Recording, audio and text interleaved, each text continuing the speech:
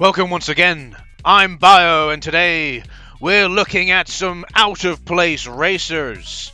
Now, you may be thinking, what exactly is an out-of-place racer? Well, it's what I consider to be something that doesn't quite fit in with the norm. Let's you say you take an intellectual property and then have a racing game for it, and you think to yourself, I don't think that intellectual property really deserves to have a racing game. It doesn't make sense. basically, that's what I would consider to be an out-of-place racer.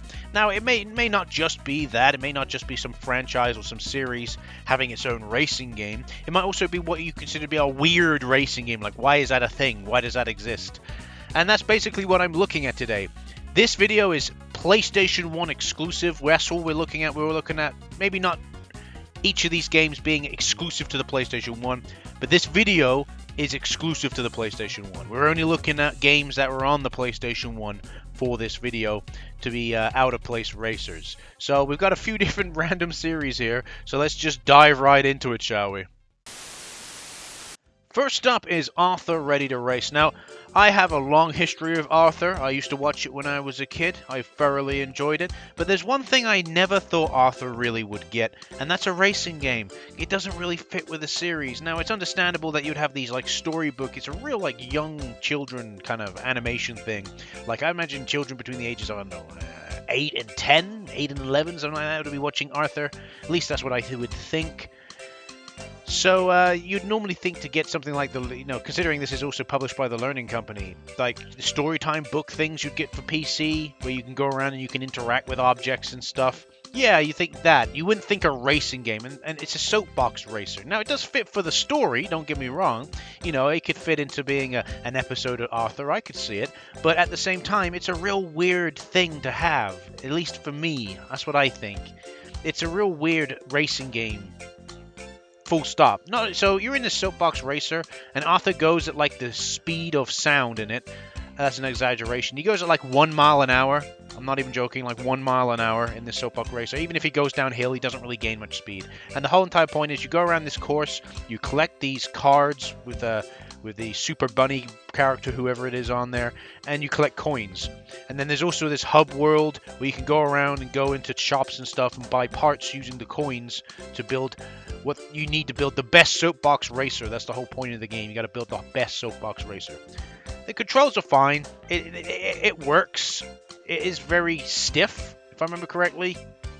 But yeah, it's just a real strange experience to have an Arthur game, an Arthur racing game. So yeah, I just think it's really out of place. That's my opinion anyway. Next up, we have Batman. Yes, Batman has his own racing game, and yes, I would like to think that people would think Batman having his own racing game a bit strange. So this is Batman Gotham City Racer, and it is a pile of horseshit. It controls terribly. So you're in the Batmobile, you got to follow the arrow. It's basically, if Batman could have a Superman 64, it's this game. I'm going to be honest. If Batman could have a Superman 64, it's this game. The controls are terrible. The Batmobile basically might as well have oil on its tires and just slides all over the place. Then you got these roadblocks all over the place, making it so fucking hard to navigate trying to get to this arrow. Yeah, it's a terrible game. It's just a terrible game. It's a real terrible game. But the reason why I consider having it on this list is because imagine if Thor had his own racing game. It does make sense. Incredible Hulk Racing? Bit strange.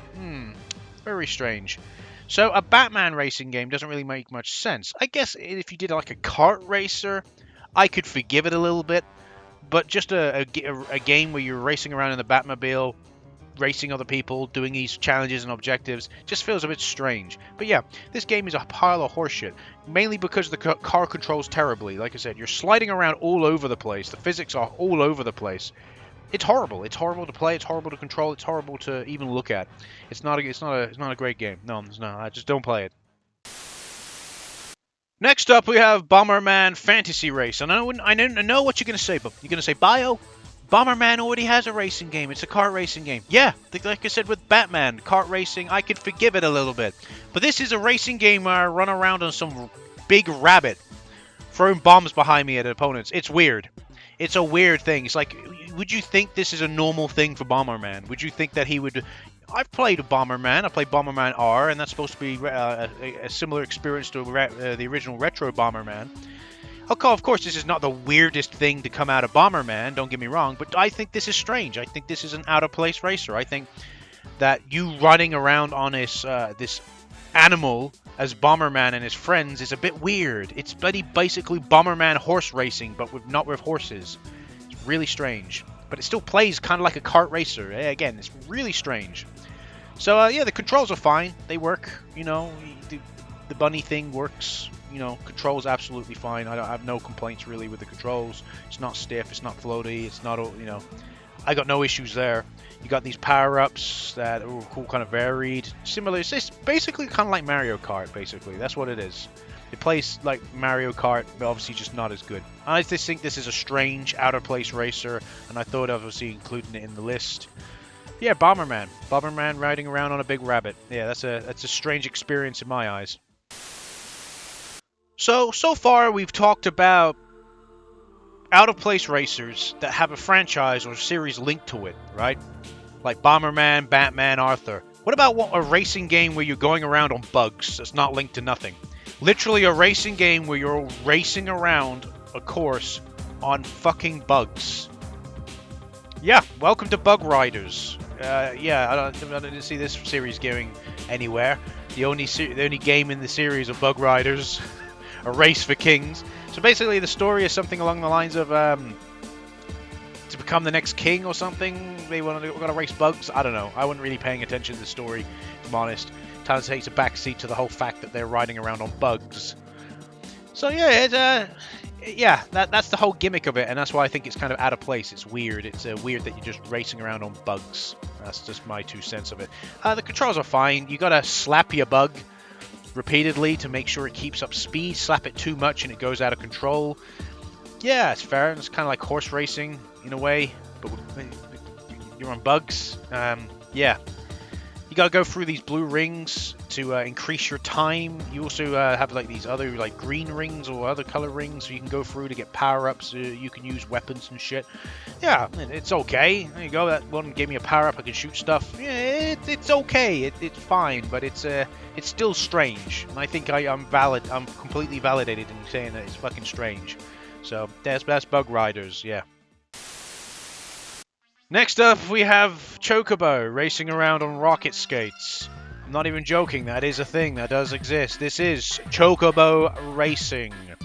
Yes. Around the time of Final Fantasy, just before Final Fantasy VIII came out, they released this, Chocobo Racing. That's why you have a Final Fantasy VIII themed circuit and Squall as a playable character.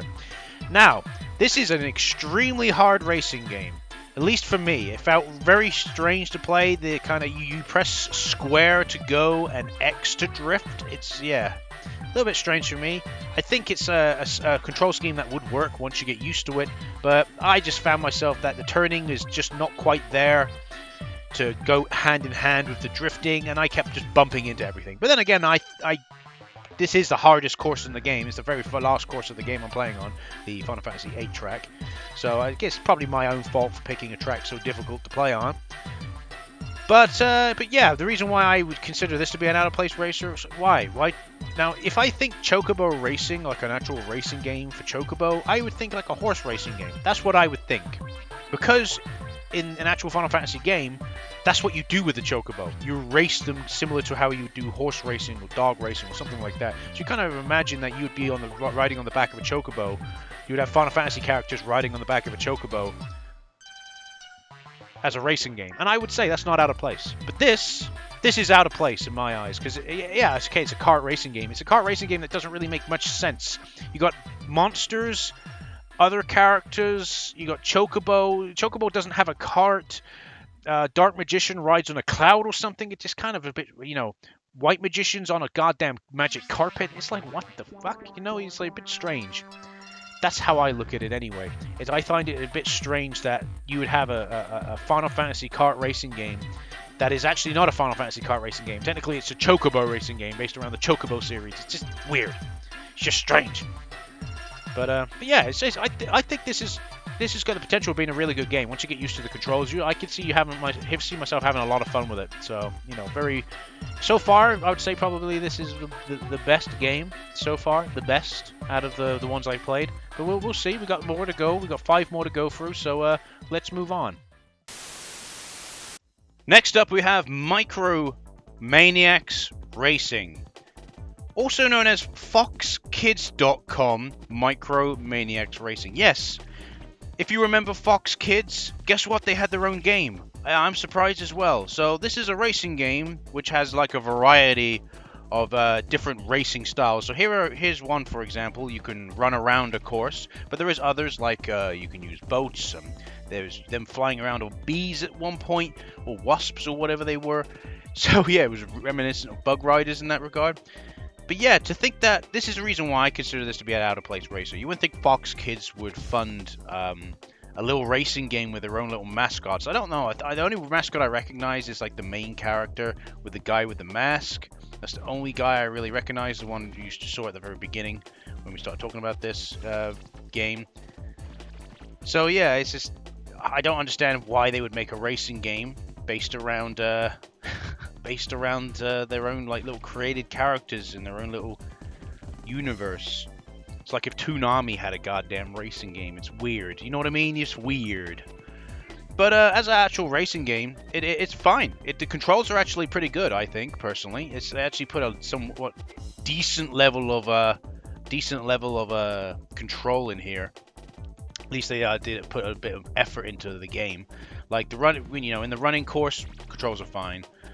With the jet skis, fine. And even here on the wasps or the bees or whatever the hell these things are supposed to be. Let's say bees. I don't know, bees, wasps. That's absolutely fine. The only thing I will say is, you see, you got the little dandelion petal things going around, spores. They're basically outlining the track. They could be a bit wider. If they were a bit wider and it was a little bit more forgiving, because there was a few instances where, I kind of veered off the track ever so slightly, and it was just yeeted me back onto the track. I was like, oh, okay.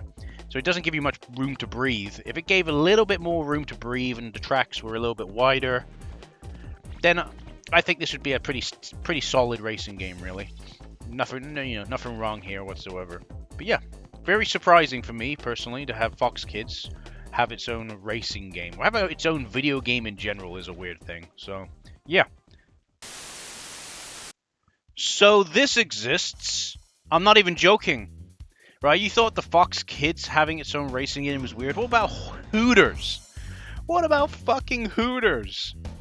The bar, the titty bar. Basically, it's a titty bar, let's be honest. Like, you have loading screens like this. It's a titty bar. Have its own racing game.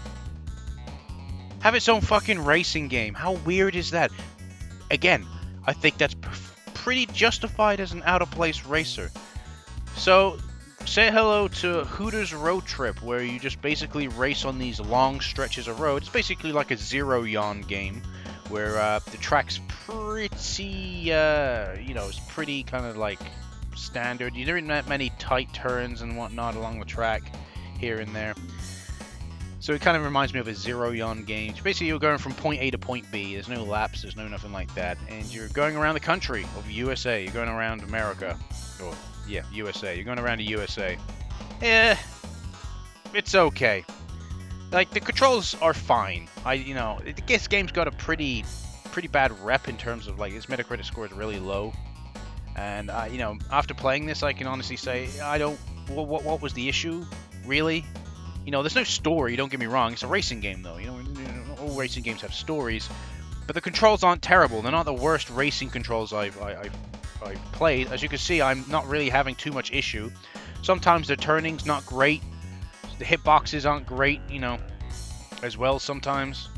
But oncoming traffic makes sense. You're on the road at the end of the day. And it makes sense that the track be rather thin. Again, you only got two roads to go with. So, I don't really have an issue with it. I think it's absolutely fine, if I'm honest. So, yeah, I haven't really got much to ask, but really, besides the whole titty thing, I have really not much to say about this game. It's pretty standard, really. It's nothing special. It's pretty boring. The only, if this released as anything but a Hooters game, I think it would have just literally been forgotten about. No one would have even talked about it. No one would have even recognized it as it even existing. So, yeah. Literally, the only interesting thing about this game is its affiliation with Hooters. That's it. Because as a racing game, it's pretty bog standard. There's nothing special about it. It's not even good. It's just okay. Next up, Rayman has his own racing game. Again, I think it's the same as Bomberman, right? If you had it in the context of like a kart racer, I wouldn't really have any issue with this. So yeah, this is Rayman Rush. And let me just go straight into the gameplay here. Here you go. This is the racing gameplay. So yeah, it's a runner. It's a runner. You know, it's a marathon. You can technically say it's a marathon kind of racing game, style racing game. You and one other person race along this track, which has laps. Each lap is fairly long, I like to point out. It's quite a long race to play, right? There's quite a lot of tracks as well. And you play as like a multitude of characters from the Rayman series. And if I'm honest, I've only played the first Rayman game. I think I played maybe once the Rayman 2 and Rayman 3. That's it. But I spent the only Rayman game I've spent any length of time with is the original Rayman game. So a lot of characters I'm not familiar with, but that's fair enough. You got this like metallic robot pirate thing and that, Razorbeard and Henchman 1000 or some stupid names. But yeah, the whole entire thing is just racing. You're racing on foot. That's the whole entire thing. You got obstacles you got to avoid. There's traps you can set for the opponent who's behind you. You got this blast you can shoot at the opponent. I think you can shoot at the opponent. Thing is, right, I wasn't very good at this game. This game, I think, requires quite a high level of skill. In my opinion, you know, the whole turning is quite clunky, and I don't like the camera because I feel like the camera kind of screws you over sometimes in some points. But yeah, I haven't really got much to say about this game. It's fine, I guess. You had a sequel called Rayman M, which I have spent some time playing. I did have Rayman M. And you may go, oh, but you just said you didn't spend much time. Yeah, most time I spent was with the original Rayman. I played Rayman 2 and 3 once, but I did spend a little bit of time with Rayman M because I did own it, but I didn't play much of it. I probably played maybe, I don't know, 3 hours of the game, maybe. Whereas the original Rayman, I played it to completion. Whereas with like, I don't know, Rayman 2 and 3, I maybe played it for like 20 minutes. So, but yeah, as a racing game, it's okay. It's okay. I think, it obviously did well enough for it to get a sequel on the PlayStation 2, which adds a lot more. I think there's 4-player races, if I remember correctly. This is just off memory. I think there's some like fighting modes as well, which is cool. Yeah, it's okay. So I talked about Rayman being out of place mainly because, again, it's a running-based racing game. But what about something like, Rayman makes sense, right, in some regard, but I still consider it to be out of place for the type of racer it is. But what about South Park? Would you think a racing game would be good fit for South Park? I don't think so, and that's why I consider it to be an out-of-place racer. This is South Park Rally. And yeah, I will admit, South Park had it had a strange video games. You had the South Park game where you were shooting turkeys with snowballs. It was like a first-person shooter or some stupid shit. And you had Chef's Love Shack, which was like a quiz game. Which, yeah. So South Park has had its fair share of strange games. So a racing game is probably not too far out of the question, but it's still kind of out of place. I do still feel it kind of doesn't really belong. But you know what I would have really liked? For it to be good. Because I can tell you one thing about this game. It is fucking atrocious. So, it's not a standard racing game. It has a lot of playable characters. I picked the Cartman in a cop outfit because one of my favorite ones. Is quite funny, that episode where he's playing as a cop. And, yeah, basically you go around this course and you got to hit these like checkpoints, but you can pretty much go any way about it. You just got to hit the checkpoints, right? You got 4 checkpoints in this track, for example. I've just missed, because I got hit with an attack, I just missed that number 4 checkpoint, so I have to then go back and hit it. He's just smacked me about, and now I'm spinning about again. the main issue with this is that the controls aren't great. You know, they're not very tight. I do like the power-ups. The power-ups are fine. They're fine for what they are. But the controls aren't very tight. They're okay. They're nothing special. If you get smacked by something, you can get knocked into oblivion and completely turned upside down. And yeah, it's just, I think if it was a traditional racing game, I think people would have had a little bit of fun with it. But because it's got this whole strange checkpoint thing where you got to go over these checkpoints to win, I think people didn't really think much of it. Again, combined with the terrible controls, the controls are not good. You feel very floaty, and the controls are, if I could describe the racing controls, they are floaty and janky. That's never a good mix. So, but yeah, South Park Rally, definitely a really weird one there, huh? Weird one to have. And here we have the final racing game I'm going to talk about. Yes, Land Before Time. And yes, that is terrifying. Look at these character models. They are terrifying. So yeah, Land Before Time had its own racing game. The Great Valley Racing Adventure. Yeah. I think it is meant to be like a baby's first racing game kind of thing, because it's not particularly difficult, even though I feel like the CPU kind of has a little bit of an advantage. Like if I'm going 1 mile an hour as my max speed, besides having these speed burst power-ups, I feel like the CPU has 1.1 mile an hour as their standard default max speed. It's just that they always seem to get ahead of me with or without a speed boost. It's really weird. So yeah. But yeah, it's I'm familiar with Land Before Time. I watched the films when I was younger. I really enjoyed them. To me, they're cult classic animated films. At least the earlier ones are. Or, you know, the first one is obviously the best, at least in my opinion. I think it's the first one I'm thinking of. I don't know. It's been a long time since I've really even touched upon Land Before Time. But yeah, as a racing game, it's just pretty standard courses. They aren't very complex. You go around the course. You got 4 characters to pick from. You have the 4 standard. You got Littlefoot, Sarah, Zippy, whatever. I can't remember the name. Zippy, Dwight. I don't remember the fucking names of the characters. You know, the pterodactyl, the fucking parasaur, or whatever the fucking hell it's called. And then you just go around these different tracks. You got these like 4-leaf clovers. What was it? I think they're meant to be the tree stars. They're chasing after a tree star, if I remember correctly, in the original movie. And the past one, I think the power-ups are the tree stars, just different colors. The yellowy green ones are speed boosts. The purple ones increase your traction, especially for like this course I'm playing here, which is a snowy level. It's fair enough. And the red ones do something. The red ones, I think, they jump you up into the air. So yeah, but yeah, it's okay. I do think it's kind of out of place for something like Land Before Time to have its own racing game. It kind of if I saw them in carts, I'd say it's even more out of place personally, because it's just a series. It's like if Brave Little Toaster had a fucking racing game. You'd be like, the fuck is it? Why am I playing as a toaster in a cart racing around the kitchen? That sounds fucking awesome. Why didn't that happen? Why didn't we have Brave Little Toaster racing, racing adventure? I would have played the shit out of that. Oh well.